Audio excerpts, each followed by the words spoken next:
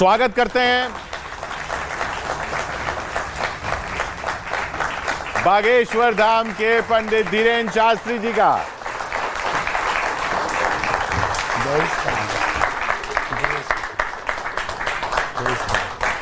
जय श्री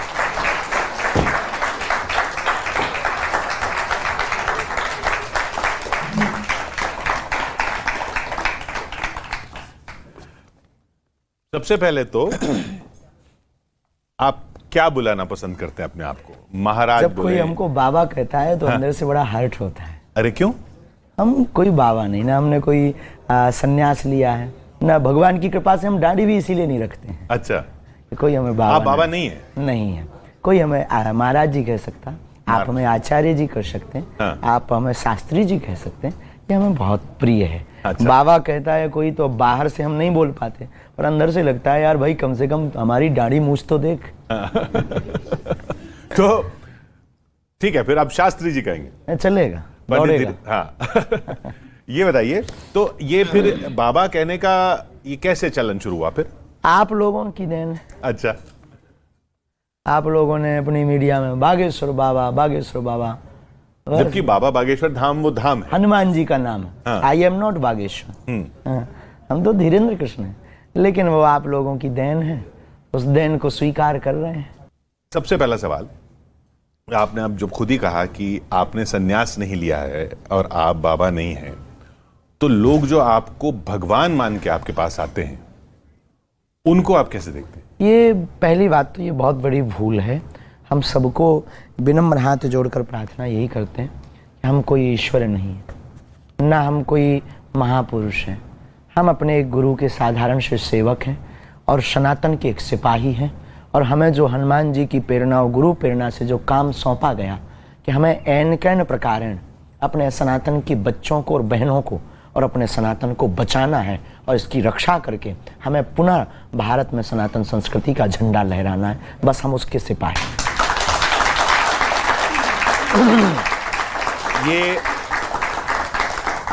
ये बोध आपको कब हुआ? हमारे परंपरा में ये है, 3 अच्छा। पीढ़ियां गुजर गई।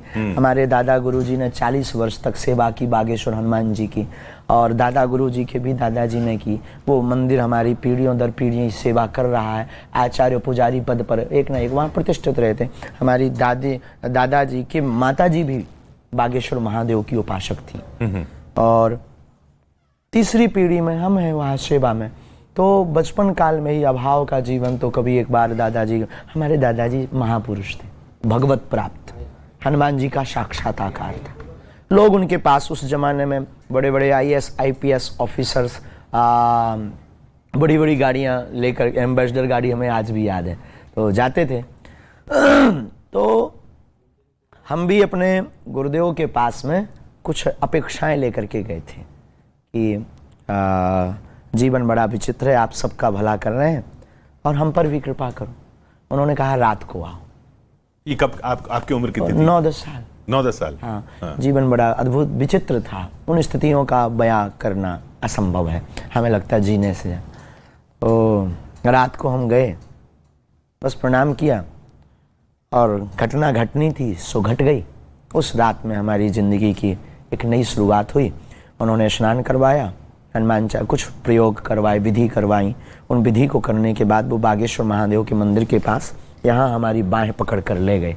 और हमारे महापुरुष, गुरु तो गुरु, बहुत 7-8 फीट के थे हमारे दादाजी, और अद्भुत महापुरुष, सिद्ध पुरुष। और बस उसी रात को एक घटना घटती है और वो जा कर के होता है कुछ ऐसी घटना जो टीवी का विषय नहीं है। एक लाइट जैसी होती है, एक लाइट जैसा प्रकाश होता है, और हम भयभीत तो हो ही जाते हैं, बच्चे हैं तो बहुत अति भयभीत हो गए। लेकिन उन्होंने हमारी पीठ थपथपाते हुए कहा, कह दो तुम हमारे हो हम तुम्हारे। और बस हमने कह दिया तुम हमारे और हम तुम्हारे, और काम हो गए। बस उस दिन तो वो तब तक आप जैसे आम बच्चे थे वैसे ही अभी भी आम है, कोई खास नहीं। तो वो खेलना कूदना स्कूल जाना हम वो अभी सब भी था? मंचों पर खेल लेते हैं, आप लोगों के साथ खेल रहे हैं। बचपना गया नहीं, जिंदगी में बचपना जाना भी नहीं चाहिए। हाँ। ये भी तो एक खेल ही है। खेल रहे हैं। लेकिन वो अब पीछे कुछ ऐसे प्रकरण हुए ना कि अब वो जो आप स्वच्छंद दिखते थे ना 2 साल पहले, हम हमारे ही प्रोग्राम में एक बार आए थे आप, आदि हकीकत आधा फसाना में, तो वो स्वच्छंदता अब क्या कम दिखती है या मेरी गलतफहमी है? नहीं, कुछ सांसारिक वृत्तियों को दृष्टिकोण रखते हुए हमारे द्वारा कुछ ऐसा ना हो जाए जिससे बच्चे गलत कुछ सीख लें। अच्छा, तो बस उस मर्यादा का पालन कर रहे हैं। बाकी हम अपनी मनमौजी में न कल पीछे थे न आज हैं। जब भी मन कर लेता है बैट बॉल उठाकर फिर मनमौजी कर लेते हैं आज।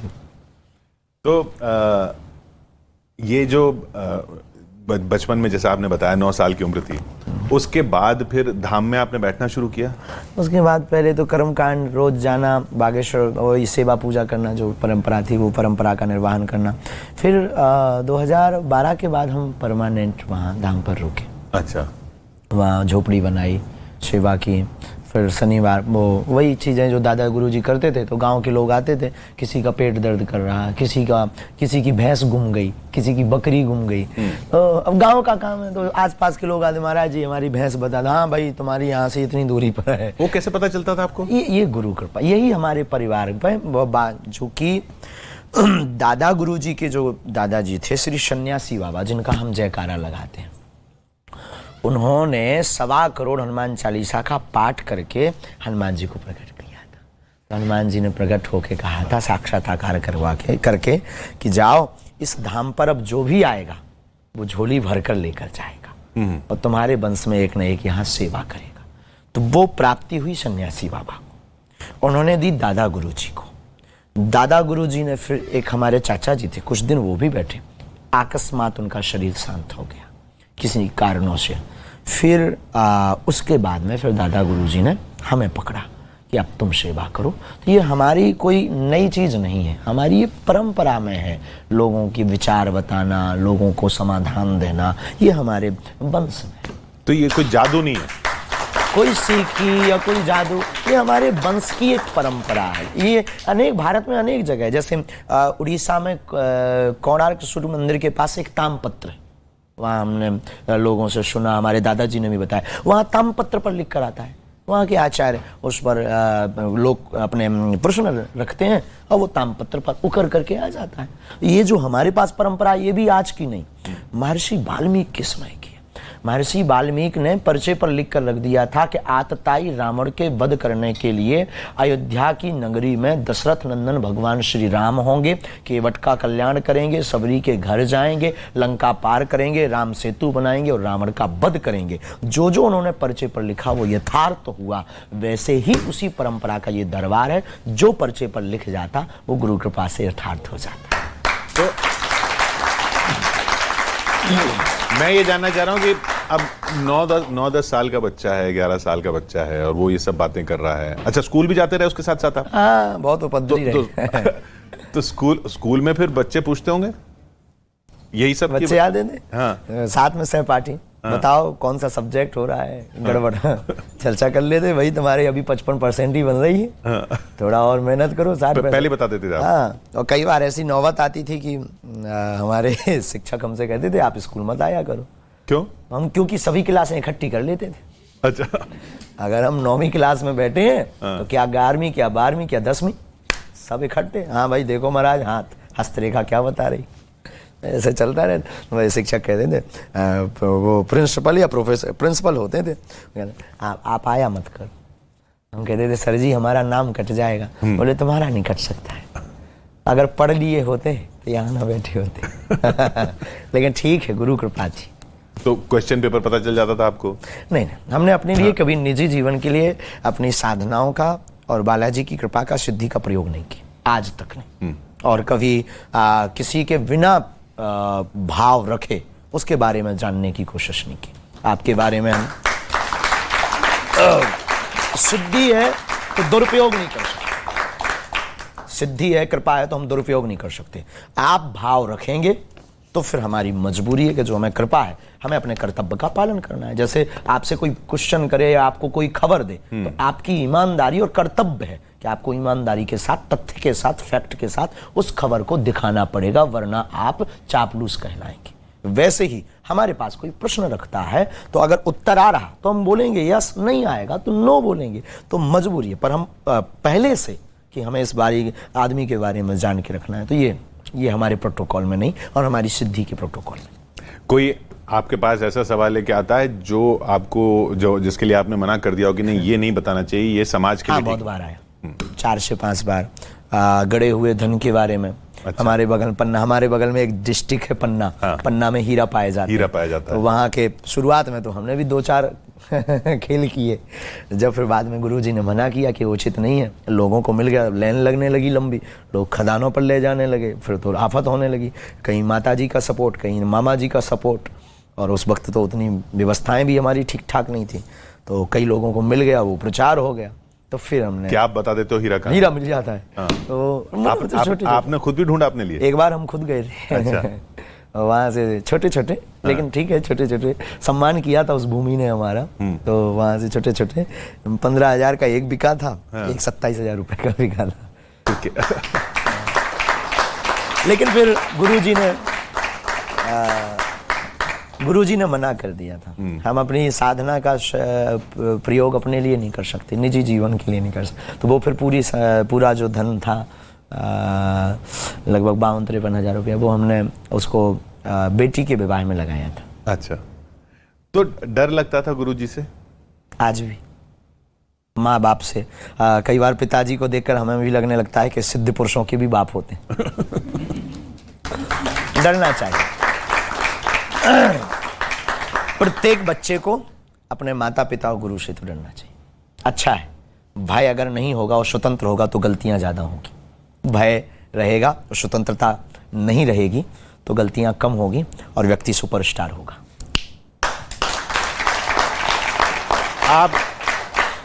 आपके भाई बहन वो नहीं देखते थे कि अरे ये आप अलग राह पे हो, वो अलग राह पे हैं? नहीं, वो भी हमारे साथ हैं। अच्छा। छोटी हमसे बहन है, बहन से छोटा भाई है, और वो सभी हमारे सपोर्ट करते, पूरा परिवार हमारा। नहीं तो जब बचपन एक हमारे जीवन में एक नई बात ये रही कि हमें अपने माइंड के साथ साथ ब्रह्मांड का बहुत सपोर्ट मिला। अच्छा। सबका, सबने बहुत स्नेह लुटाया। माँ पिताजी का भी वो बात अलग है, गांव के लोगों का, मास्टर का, शिक्षक का। हम बचपन से ही हमें एक चीज रही, मना नहीं रहा कोई भी चीज। सब लोग सा स्नेह, मतलब इसका हम किसी को धन्यवाद चुका नहीं सकते। परिवार का, ताऊ का, चाचा जी का, सब लोगों ने हमारा, हाँ भाई बड़ो बहुत अच्छा है, जितना उनसे बना हमारा सपोर्ट। फिर ये आपने कहा कि सन्यास नहीं लिया है, तो जो बचपन में जो शौक होते हैं वो आपको भी रहे होंगे कि भाई ये चीज लेनी है, वो चीज लेनी है। इंसान है, अभाव में जीवन रहा, तो बस हमारे सपने तो बहुत छोटे ही रहे। एक छोटा सा मकान माँ के लिए बन जाए, माँ को चलने में दिक्कत होती है, एक छोटी, आज भी माँ बिना गाड़ी के चलती है, कई बार माँ को गाड़ी हो जाए और घर पे भोजन की व्यवस्था ठीक ठाक हो जाए, बस यही सपने रहे हमारे। इन्हीं में जब हमारे जीवन में कुछ बालाजी की खूब कृपा हुई, हमने कथाएं कर, देखो हम एक स्पष्ट आपको मत बता देते हैं पूरी टीवी के माध्यम से, ये सदियों तक रहेगा आपके साथ। धाम के आने वाली दान पात्र की डोनेशन को आप निजी जीवन में खर्च नहीं कर सकते, ये प्रोटोकॉल है साधना का, शक्ति का।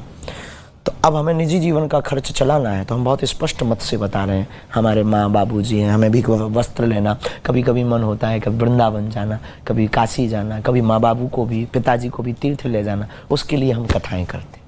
हमें जो दक्षिणा मिलती है उससे हम अपने परिवार का और खुद का, स्वयं का भी भरण पोषण करते आचार्य। और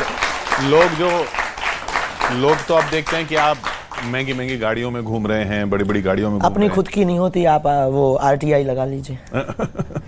लोग आते हैं, आप आए, आपने ये कुर्सी बैठा दी, अब जो देखने वाले हैं वो यही समझेंगे बाबा जी देखो क्या VIP कुर्सी पर है। आते हैं श्रद्धा से, गुरुजी इस पर बैठो, तो अब किसी की श्रद्धा को कौन मारता है? आपको निजी इच्छा नहीं हुई कभी इन चीजों की? नहीं, ऐसा भी नहीं है। हाँ, ऐसा भी नहीं ऐसा भी नहीं है कि निजी इच्छा नहीं। आ जाए तो कौन छोड़े साहब। अगर आप भी एक आध गाड़ी अगर रखो अभी बाहर, तो ट्रांसफर की तैयारी करो।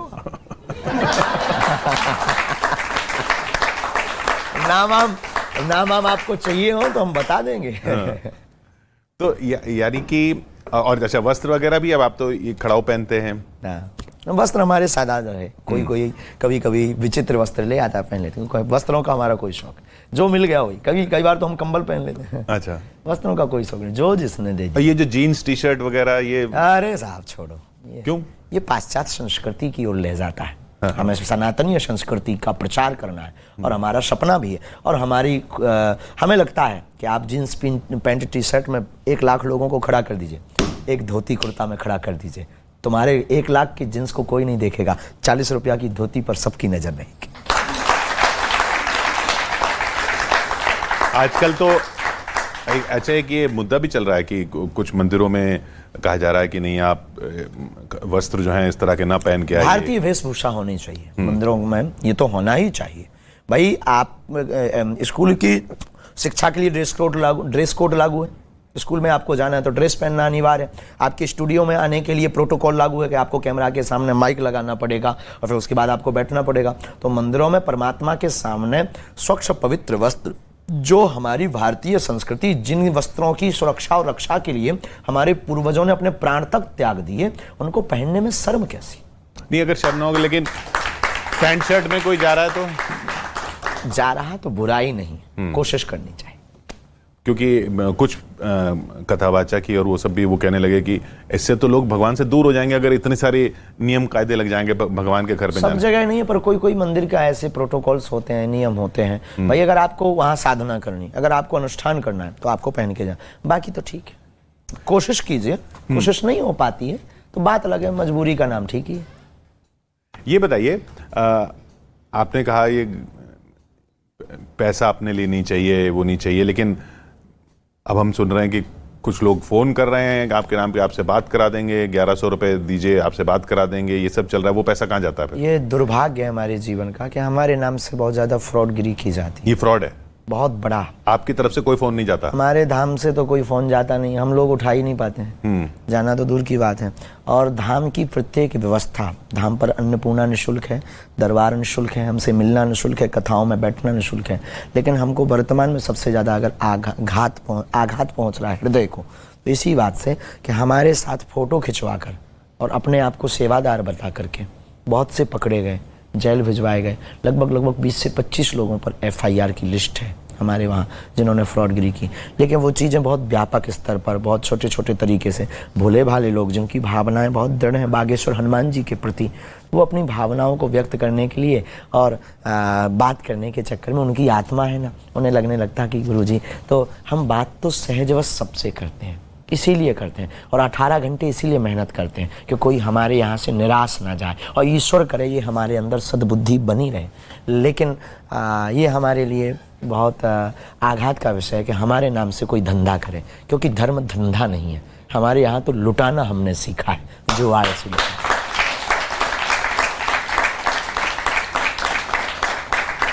ये आपने अच्छी बात कही कि धर्म धंधा नहीं है, ये भी जाना चाहिए लोगों में। लेकिन जैसे आप अपनी प्रवचन में भी कहते हैं कि हनुमान जी जो हैं उनसे बड़ा मैनेजमेंट गुरु कोई नहीं। हमें तो आप भी अच्छे मैनेजमेंट गुरु लगते हैं, मार्केटिंग गुरु तो लगते ही हैं, आपकी मार्केटिंग बहुत बढ़िया हुई है। बाय। ये सब हमारे जीवन, ये भी एक अकस्मात हो गया। कैसे हो गया, मतलब कैसे? हमें भी खबर नहीं, यहाँ तक कैसे हो गया हमें भी खबर नहीं। हमने भी ऐसी कोई हमारी कल्पना या विचार भी नहीं था, हमारा ये विचार 3 पीढ़ी से चल रहा है। हाँ। अब ये टीवी वजह हो सकती है, मीडिया का बहुत कृपा है, सत्य को दिखाने की सामर्थ्यता मीडिया ने दिखाई, उसका परिणाम एक ये है। दूसरा, धर्म जगत में प्रत्युत्तर धर्म विरोधियों को आज तक मिले नहीं, तो दूसरा कारण ये। तीसरा, ज्यादातर कई बार इस रास्ते पे आने के बाद में, फिर एक लाइन पे पहुंचने के बाद में व्यक्ति डर जाता है, और वो फिर जो हमारी इस रक्षा की बात करके फिर अपनी रक्षा के लिए भयभीत हो जाता है। हमारा सिद्धांत ठीक उल्टा है। चौथी बात, हमको एक ऑफिसर ने पूछा कि बहुत बड़े यहीं के, कि आप भारत में करना क्या चाह रहे? कल बरसात हो रही थी तो लोग छाता लगाकर कथा सुन रहे थे और वो भगा रहे थे, वो भाग नहीं रहे थे। तो एक ऑफिसर बहुत बड़े लेवल का आता है, वो हमको अकेले में पूछता है कान में कि आप गुरुजी इतना बताओ कि भारत में आप करना क्या चाह रहे? हमने कहा हम भारत में धर्म विरोधियों की दुकान बंद करवाना चाह रहे हैं। हम भारत में जो सनातन विरोधी हैं, जिन्होंने रामचरितमानस को फाड़ा है, जिन्होंने राम की यात्रा पर पत्थर फेंके हैं, जिन्होंने पालघर के संतों को बर्बरता के साथ मारा है, जिन्होंने साक्षी बहन का कांड किया है, जो हमारी बहनों को सॉफ्ट टारगेट बना रहे हैं, उनकी ठटरी और गठरी दोनों बांधना चाह रहे हैं। और हम भारत के युवाओं को जगाकर रहेंगे, जगाकर मानेंगे, चाहे उसके लिए हमें अपने प्राणों का बलिदान देना पड़े। हमारा और कोई सपना नहीं, ना हमें कोई बहुत बड़ा धर्म गुरु बनना है, ना हमें कोई आचार्य बनना है, ना हमें कोई बहुत बड़ा आध्यात्मिक लीडर बनना है। हमको तो सिर्फ और सिर्फ एक सनातन का सिपाही बनना है। और कोई हमको जब तक मिटाने की कोशिश करेगा, तब तक हम घर घर धीरेन्द्र कृष्ण करवा देंगे। तो नहीं, वो ये भी कहते हैं ना कि ये इससे पहले तो आप कथा की बात करते थे और पर्ची की बात करते थे। पहले भी यही करते थे, बस आप लोगों ने रिकॉर्ड नहीं किया।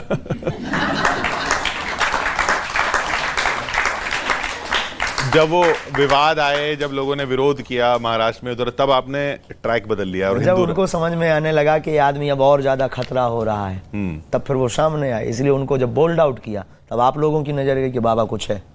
आप जब कहते हैं हिंदू राष्ट्र, आप कहते हैं कि हिंदू राष्ट्र बनाएंगे, तो बाकी धर्मों के हिंदू लोगों राष्ट्र तो है, और हमें कागजों पर नहीं चाहिए। कागजों पर तो कल घोषित हो जाए। हमें भारत के 125 करोड़ हिंदुओं के दिलों में हिंदू राष्ट्र चाहिए। और आप कहोगे हाउ गेट पॉसिबल, ये कैसे पॉसिबल है? हम यात्राएं करके, कथाएं करके, जगाकर, संकल्प दिलाकर और अपने आप को खफा कर, मना करके ही माने। एक दिन आप भी इसी कुर्सी पर बैठे बैठे कहेंगे। ये बताइए, ये तो और बाकी के जो 25-30 करोड़ हैं दूसरे धर्मों के, नहीं, उनको भी स्वागत है। हम उनके विरोध में थोड़ी हैं। आप उनके विरोध में नहीं है। हम उनके विरोध आप मुसलमानों के विरोध में नहीं है। हिंदू राष्ट्र का मतलब बार बार हिंदू मुसलमान लड़ाना बंद कर हो जाएगा। हिंदू राष्ट्र का मतलब सामाजिक समरसता, हिंदू राष्ट्र का मतलब सनातन एकता, हिंदू राष्ट्र का मतलब राम राज्य की स्थापना, जिसमें धोबी को स्थान भी, जो भगवान राम का विरोध कर रहा था एक विशेष जाति से, धोबी जाति से, वो भगवान का विरोध कर रहा था, फिर भी भगवान राम ने कुछ नहीं कहा, उसको जगह दी। तो हिंदू राष्ट्र का मतलब सामाजिक समरसता, सौहार्द्रता, एकता। हिंदू राष्ट्र का मतलब दिलों में अपने राम के प्रति सम्मान जगे और राम की यात्रा पर पत्थर फेंकने वालों को गठरी और ठटरी दोनों बंधे। रामचरितमानस जलाने वालों की गठरी और ठटरी दोनों बड़े सख्त कानून हो गए और रामचरितमानस राष्ट्रीय ग्रंथ घोषित हो गए। ये हिंदू। अब इससे हमें तो नहीं लगता कि इससे दूसरे मजहब के लोगों को, और सच बताएं, पता नहीं आपकी टीवी पर ऐसे जवाब क्यों आते होंगे, हमारे साथ तो मुसलमान भाई हैं। आपके बचपन में भी दोस्त थे मुसलमान? बस अभी भी हैं और हमारा सपोर्ट कर रहे हैं मुसलमान भाई। एक टीकमगढ़ के भाई का इतना वीडियो चला है, उसने वीडियो टीवी पर बोला आई सपोर्ट। कटनी के यूथ मुसलमान संघ कमेटी होती कोई उनकी, उन्होंने सपोर्ट में एसपी को, जो भी होता है, उन्होंने ज्ञापन दिया कि ठीक कह रहे हैं गुरुजी, आखिर हम लोग कब तक लड़ेंगे? राष्ट्र के उत्थान की बात कब सोचेंगे? इस देश में केवल हिंदू मुसलमान मुद्दा है आपकी टीवी पर। आपकी टीवी पर कब तक ये बेरोजगारी का मुद्दा दिन रात नहीं चलेगा? पानी के संकट बुंदेलखंड में है, ये कब तक नहीं आप लोग उठाओगे? हमारे युवा भटक रहे हैं, अटक रहे हैं। इन युवाओं को रोजगार की स्थितियां की न्यूजें कब तक चलेंगी? केवल हिंदू मुसलमान। इसलिए एक काम करो, हिंदू राष्ट्र बनाओ, अब फिर बात करो बेरोजगारी मिटाने की। तो आपकी इतनी सभाएं होती हैं, आप बेरोजगारी की बात कीजिए, आप पानी की बात हम नेता नहीं है, नहीं। हम मीडिया नहीं है, हाँ। हम सरकार नहीं है, हम तंत्र नहीं, हम तो प्रजा है। सो ले भैया बैठे दो।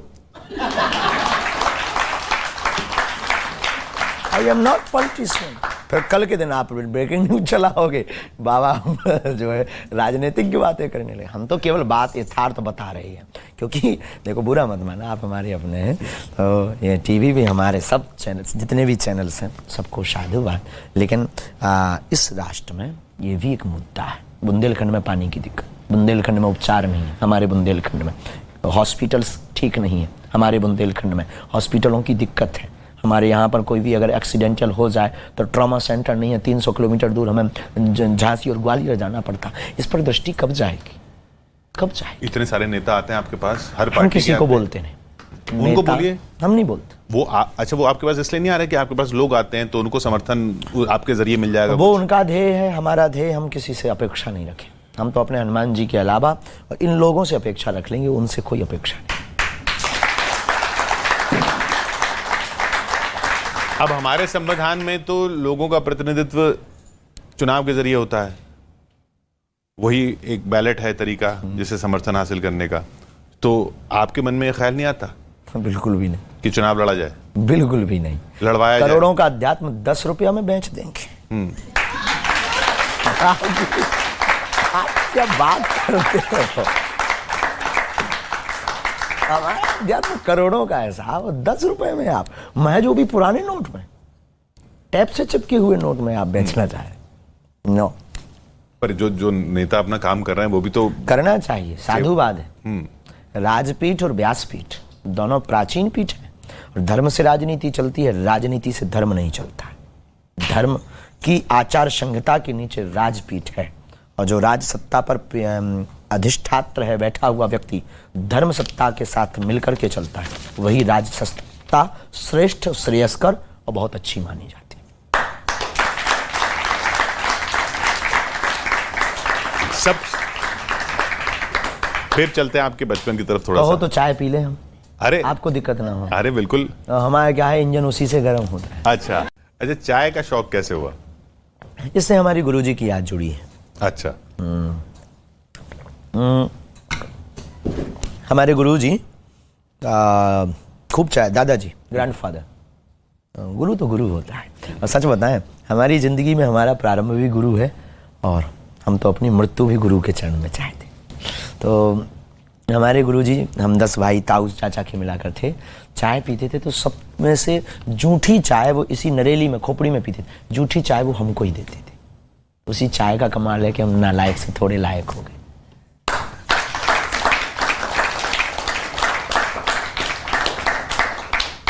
ये शैतानियां बचपन में आप करते थे? खूब दबा के। जैसे? यही थोड़ा मोड़ा, जैसे एक बार स्कूल की एक घटना है कि हमने इंटरवल होता है, सरकारी स्कूल में पढ़े, आपके जैसे वीवीआईपी तो थे नहीं, हमें तो कॉन्वेंट मिला नहीं, हमें तो सरकारी स्कूल मिला, वही उसमें गए और पढ़ते थे। तो 1 बजे इंटरवल होता है सरकारी स्कूल में, तो घड़ी का 1 बजता है, तो एक क्लास का मॉनिटर हुआ करता था, उससे कहा जाता था 1 बजे तो घंटा बजा दिया करो। तो एक लोहे का वो टंगा रहता था, उसमें लकड़ी का घंटा बजाते थे। तो एक दिन शैतानी सूझी, तो अपन ने 11:30 बजे ही 1 बजे बजा दिया, घड़ी को घुमा दिया, घंटा बजा दिया।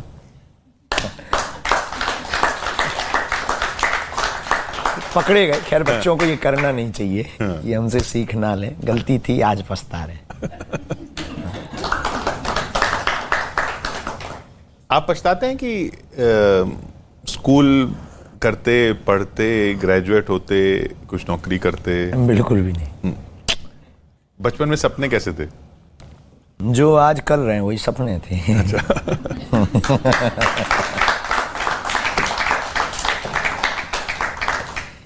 टीवी वाले संस्कार वाले आए आपके पास, या आप गए संस्कार के पास? नहीं, संस्कार वाले हम तो जाते नहीं, प्यासा कुआं के पास आते हैं। हम नहीं गए, हम तो अपने धाम पर बैठे बैठे दरबार लगा रहे थे। तो संस्कार टीवी चैनल के सीईओ श्री मनोज त्यागी जी पहली बार धाम गए, तो किसी एक कपिल नाम का एक वो खजुराहो का बालक था, उसके सपोर्ट के साथ। तो पहले से ही टीवी चैनल वाले आने लगे थे हमारी कथाएं देख करके, बोले बाबा का कंटेंट तो खतरनाक है, इसको कैच करो। तो हम तो समझ गए थे कि इनकी अटकी है, अपन तो होशियार आदमी, बुंदेलखंडी आदमी, 100 दंडी एक बुंदेलखंडी।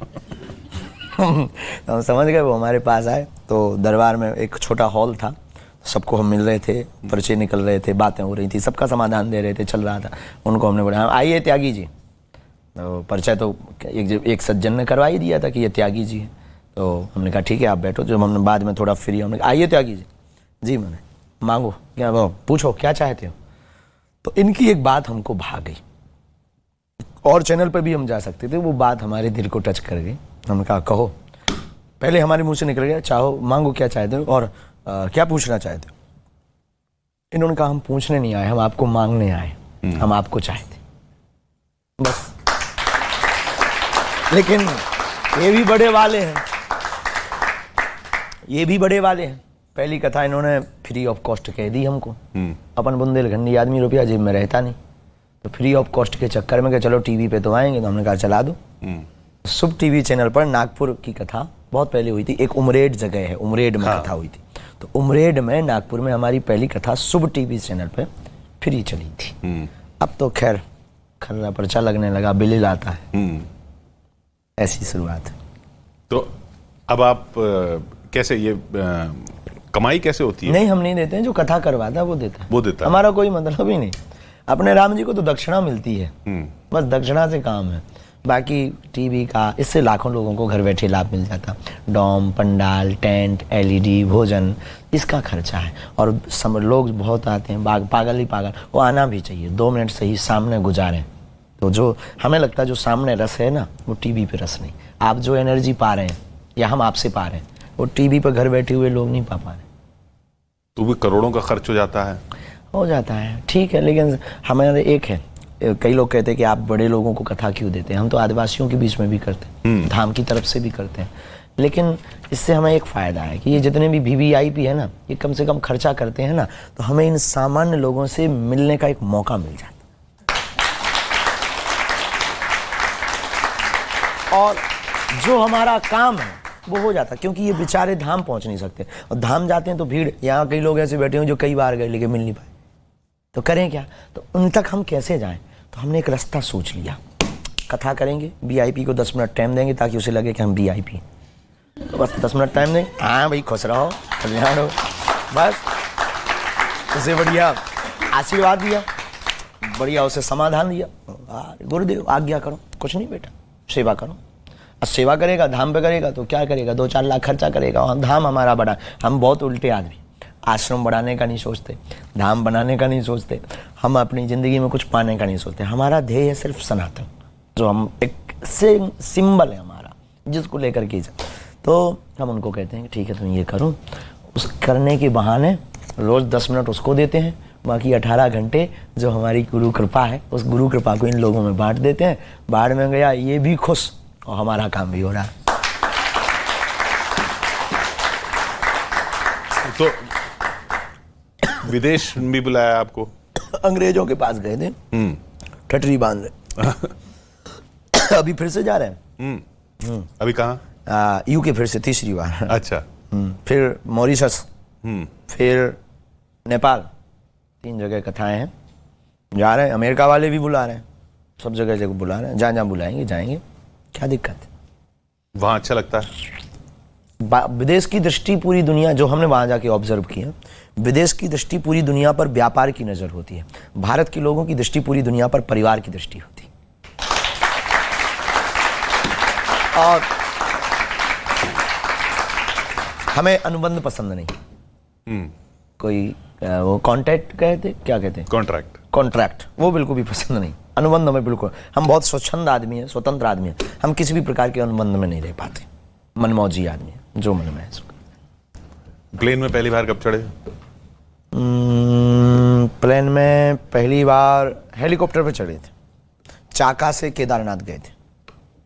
एक चापा या चाका जगह, चापा जगह है, वहाँ से भगवान केदारनाथ के दर्शन करने हमारे एक प्रिय हैं जोशी जी, उन्होंने उसकी टिकट दी थी। अपने राम जी तो हमेशा दूसरों पे चलते हैं, उन्होंने टिकट दी थी, उस पर पहली बार हेलीकॉप्टर।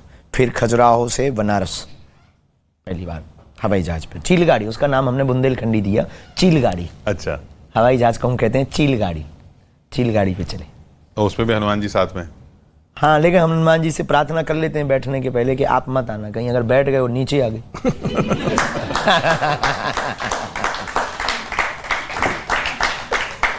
हम कहते थे वहीं उतर के मिलना, अभी हम जाने। फिल्में वगैरह देखते हैं आप?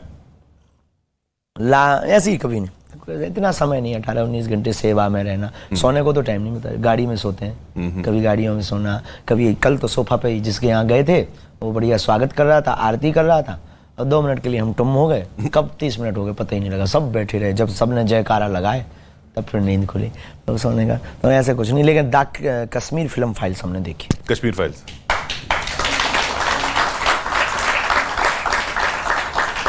देखो जो है हम साफ बता देते हैं, ये हमारे जीवन का एक सिद्धांत है। छोटी बुरी अच्छी बातें हमें बोलने से कोई डर नहीं लगता, जो है सो है। भाई आप करोगे क्या, जानोगे ही तो, लो जान लो, पहले ही खुली किताब। एक सज्जन, एक महात्मा बोले हमें कोई हरा नहीं सकता। हमने कहा वाह, क्यों नहीं हरा सकता? बोले हम पहले ही हारे हैं, अब कौन हराए?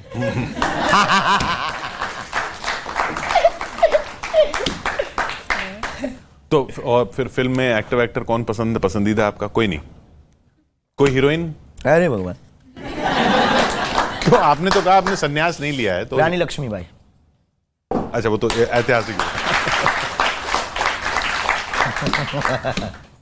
ये अभी आजकल चल रहा है यूनिफॉर्म सिविल कोड, यूसीसी, समान नागरिक हाँ, कानून संहिता। सही है, होना चाहिए, होना चाहिए, जरूरी है। जब एक देश है, तुम्हारे लिए अलग लॉ क्यों? और भाई इसमें बुराई क्या है? तुम्हारे ऊपर अत्याचार जो हमारे साथ होगा वो तुम्हारे साथ होगा, ये होना भी चाहिए, क्या बुराई है? अच्छा, यही तो हिंदू राष्ट्र की कल्पना है। वही कहते हैं उस ओवैसी साहब की, ये हिंदू कानून ही हम पे लगा देंगे इस बहाने। अरे यार, तो वो खुद अपने पूर्वजों को देख लें साहब, सब हिंदू ही तो हैं। आप धर्म परिवर्तन के खिलाफ कहते हैं, लेकिन आप जो करा रहे हैं वो धर्म परिवर्तन नहीं है, आप घर भी वापसी तो, है। वो घर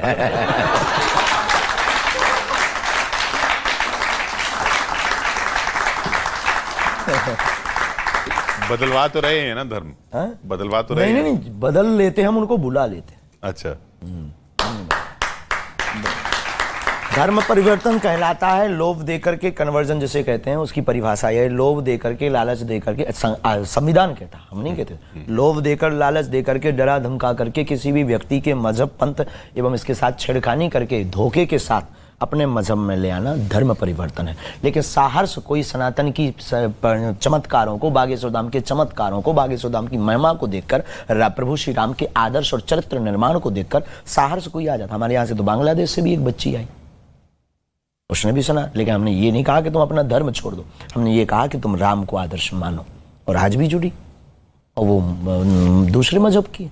और ऐसे कम से कम नहीं, आपकी टीवी पे हम बता रहे हैं, कम से कम नहीं 150 है जिनको हमने धर्म नहीं बदलवाया। हमने कहा आप बने रहो, लेकिन राम को आदर्श मानो।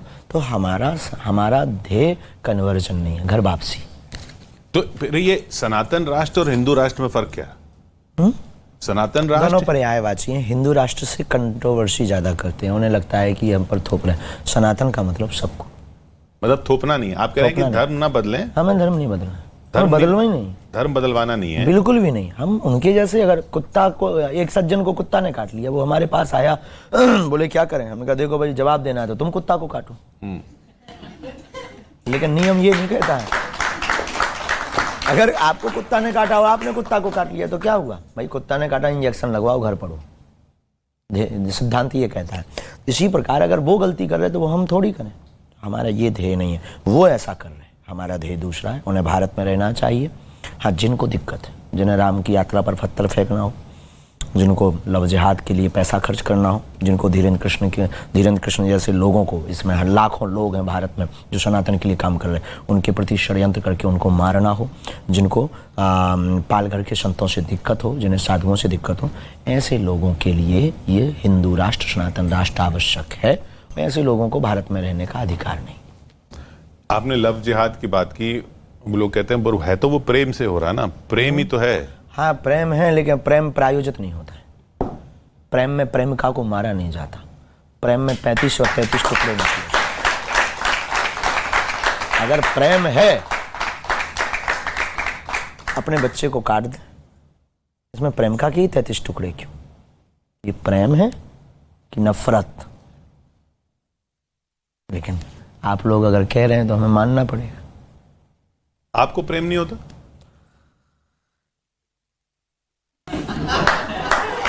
माँ से प्रेम हुआ हमें, अपने गुरुदेव से हमें प्रेम हुआ, और हमको सच बता दें, प्रेम नहीं होता है। क्योंकि व्यक्ति 2 जगह से बोलता है, यहाँ से और यहाँ से। आगे के लोग हमारे पास वो वाईफाई सिग्नल है, वो झूठ बोलता है, हम पकड़ लेते हैं, इसलिए हमें घृणा बहुत जल्दी हो जाती है। इसलिए स्नेह बहुत कम होता है। हम तो एक दिन हंस रहे थे अपनी माँ के साथ में, हमारी माँ चर्चा कर रही थी कि ऐसी होती है माँ। अभी बहुत दिन बाद मिले थे माँ को, माँ बोली कि बेटा आप बहुत दिन हो गया बातें बनाते बनाते, अब शादी करनी है। हम कहा माँ टिकेगा कौन? बोले मतलब? हमने कहा उसे झूठ बोलना है, हमें पर्चा पकड़ा देना है।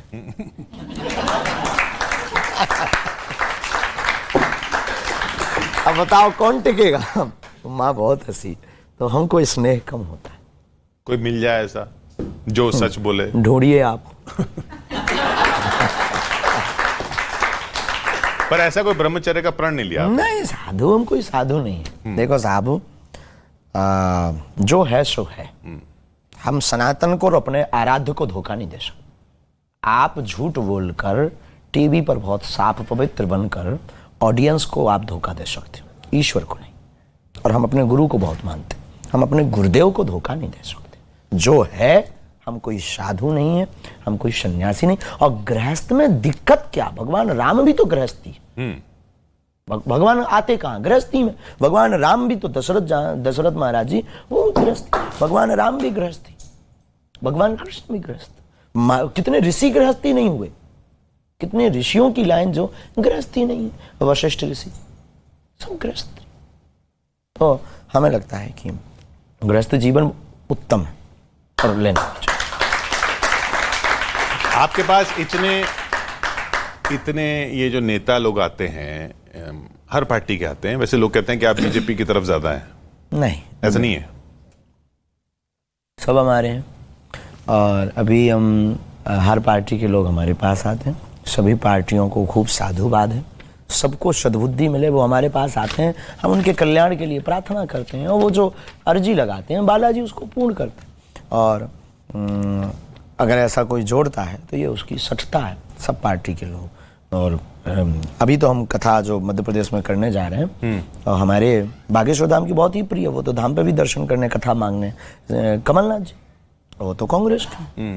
हमें तो सब समान है, हमें कोई जीते, हमें किससे कोई मतलब नहीं। साधु को इससे मतलब होना भी नहीं चाहिए। कोई भी जीते, भगवान सद्बुद्धि सबको दे और प्रदेश का और राष्ट्र का कोई उत्थान करे, वो कोई भी हो, हमें सब स्वीकार। आप अपने जो लोग आते हैं आपके धाम में या आपसे मिलने, उनको कुछ ना बोलेंगे कि इधर वोट दो उधर वोट? कभी नहीं, सपने में हम क्यों कहेंगे? वो तो स्वतंत्र। हमारे बागेश्वर धाम के जितने भी पागल हैं देश विदेश के, स्वतंत्र हैं हमसे। हमारी उन पर कोई परतंत्रता नहीं। हमको मानने, हमारे धाम बालाजी को मानने वालों को कोई एक ही परतंत्रता है, केवल भक्ति और आत्मसुख, और कोई परतंत्रता नहीं, स्वतंत्रता है। जहां वोट करो दबाओ, जहां तुम्हारा मन किए जियो, जो तुम्हें काम करना है करो, बस किसी का दिल ना दुखे और सनातन की बात मत भूलना और उस ईश्वर को धन्यवाद देना मत भूलना। कोई आपको लगता है पार्टी या नेता जो सनातन के खिलाफ जा रहा है आपकी नजर में? कह नहीं सकते, जा तो बहुत में।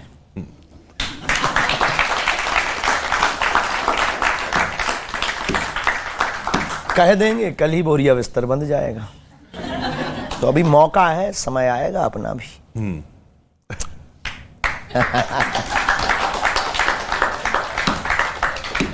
आप जब कह रहे समय आएगा तो ऐसा लग रहा है आपके पास सनातनी हिंदू जब इकट्ठे हो जाएंगे वो खुद बोलेंगे, वो जवाब देंगे।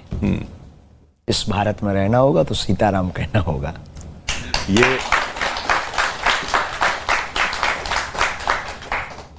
ऐसा लग रहा है जैसे आपने इलेक्शन की पर्ची खोल रखी, आपको पता है कौन जीतने वाला है? बिल्कुल भी नहीं। नहीं पता? ऐसा भी नहीं करते, ऐसा भी नहीं हम करते। हमने कहा ना, कोई आता है प्रार्थना करता तब हमें जवाब मिलता, ऐसे सहज बस हम लगाते भी नहीं। अच्छा, हम प्रार्थना कर रहे हैं, बताइए कौन जीतेगा इलेक्शन? चलो ये जूता उता उतार के बागेश्वर धाम चलो। बढ़िया। नारियल बांधना, 21 परिक्रमा लगाना, 5 पाठ हनुमान चालीसा के करना, फिर लाइन से नंबर से आ जाना आप अंदर। हम बता देंगे, ना बताएं तो हमारा नाम मिटा देना। तो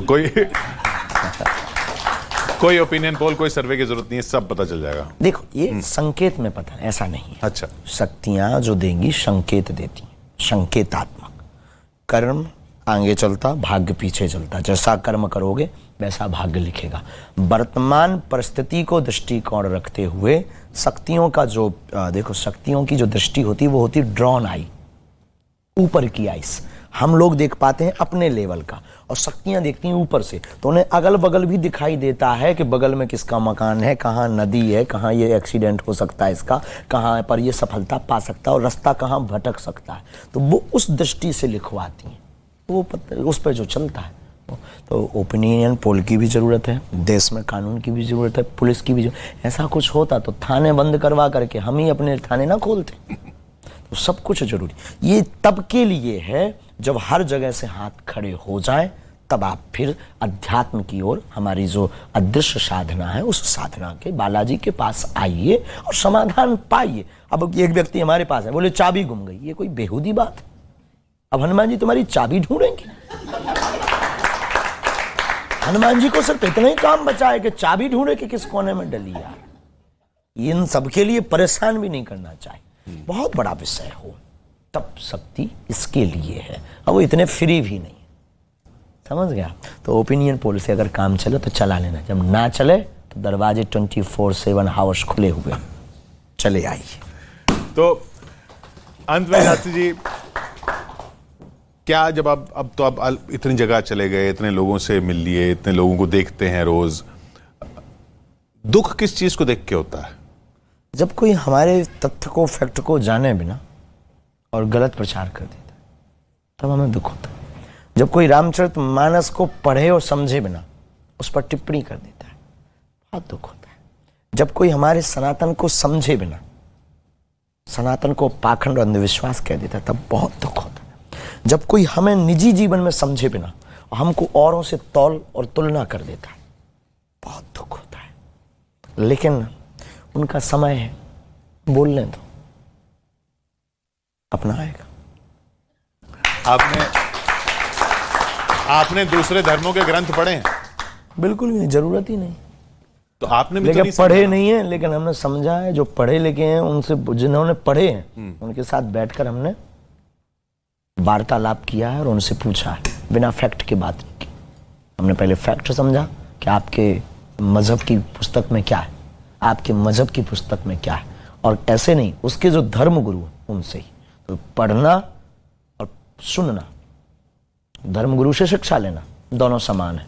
तो हम शिक्षा पे ज़्यादा भरोसा करते हैं, क्योंकि जो धर्म गुरु जिस मजहब का होता है, उस मजहब के आचार्य को अपनी बात लपेटने का मौका होता है, और जिससे उसको क्या हर्ट करेगा ये वो बोलेगा हमसे, तो हम उस चीज को दृष्टिकोण रखते हैं। तो सारे धर्म हैं तो ईश्वर के लिए ना, फिर परमात्मा के लिए हैं, लेकिन सारे धर्म ईश्वर के लिए हैं। हमने ये कभी कहा नहीं कि ईश्वर के लिए नहीं है, पर आपका धर्म तो सिर्फ सनातन है, बाकी तो मजहब है। लेकिन इसका मतलब ये भी तो नहीं है कि आप जो है जीव हिंसा करो। इसका मतलब ये भी तो नहीं है कि आपका ईश्वर ये कहता हो कि केवल हमारे लोग ही अच्छे हैं, बाकी सब काफिर हैं। इसका मतलब ये भी तो नहीं है कि केवल अपनी बहन बेटियों की सुरक्षा करो, बाकी को जो है लव जिहाद में पकड़ करके उनको मारो। इसका मतलब ये भी तो नहीं है केवल अपना ग्रंथ पवित्र है, बाकी सबको जलवाने का षड्यंत्र करो। तो धर्म सनातन है, हम लोग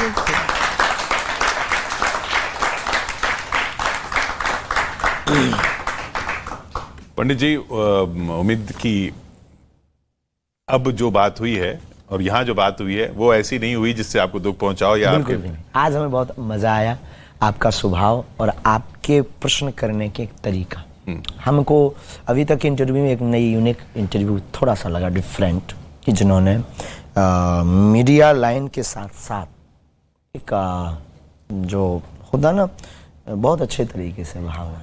वैसे अब आजकल हम सुधर गए। अच्छा, हाँ, ये मैं शुरू से पूछना चाह रहा था, आप सुधर, ये आप बदल गए हैं, आप बदल गए। हाँ, ऐसे बदल क्यों गए? हम बदल नहीं गए ना, हमें लग रहा था कि हमारी वाणी कर्कश हो रही है। अच्छा, तो हमने आपस में गुरुजी से भी चर्चा की, तो गुरुजी बोले हाँ थोड़ी तो कर्कश हो रही है। तो हम अपने लोगों को दुख ना पहुंचाए। हम कई बार ना अपने लोगों की ठटरी बांट देते थे। उसको अपने लोगों को दुख ना हो, थोड़ा कंट्रोल कर लिया। नहीं, अपने यहाँ पर कंट्रोल तो नहीं है, विस्फोट आदमी। दूसरा तो अभी भी आ जाए, छोड़ेंगे नहीं जिंदगी भर, जब तक प्राण रहेंगे तब तक तो वो भाई एटम बम है, छोड़ेंगे। बात करेंगे फैक्ट की। आप लड़ो ना, तर्क से बात करो, तर्क से। अब कोई अगर कुश्ती लड़ेगा तो ठीक है, 2-4 पे हम बॉडी बिल्डर रखें। फैक्ट की बात करें, और है हमारे सनातन में फैक्ट है, हमारे सनातन में फैक्ट है, रामचरितमानस में तर्क है, तो हम तर्क दे रहे हैं, आप हमारा जवाब दो। सीधी सी बात है, या हमसे लो, सुनने की दम हो सो लो, और बाकी इतने से बच जाएंगे सो पर्चा लो। इस दुनिया में ऐसा कोई नहीं है जिसके करिया कांड ना हो। इस दुनिया में ऐसा कोई नहीं है जिसके अब आप ही हो, आपके भी करिया कांड होंगे। हाँ होंगे।